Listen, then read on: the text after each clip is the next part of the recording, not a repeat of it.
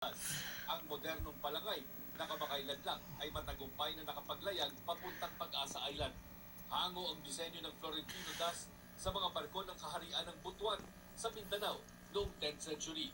Ayon sa balangay team leader na si dating DOTR Undersecretary Art Valdez, patunay ang balangay ng mahabang kasaysayan ng ating mga ninuno ng paglalayag, hindi lamang sa sariling karagatan gaya ng West Philippine Sea, kundi nakarating pa bilang traders sa ibang bahagi ng Asya.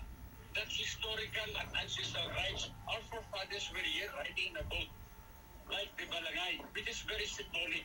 At 3 ng Hunyo, nang tumulak papuntang Pag-asa Island mula San Vicente, Palawan, ang barkong Florentino Das, tinuloy ng balangay team ang kanilang paglalayag sa kabila ng ginagawang panghaharas ng mga barko ng China sa Philippine Coast Guard at mangingisdang Pilipino sa West Philippine Sea. Hindi kami hinarang kasi hindi nila alam.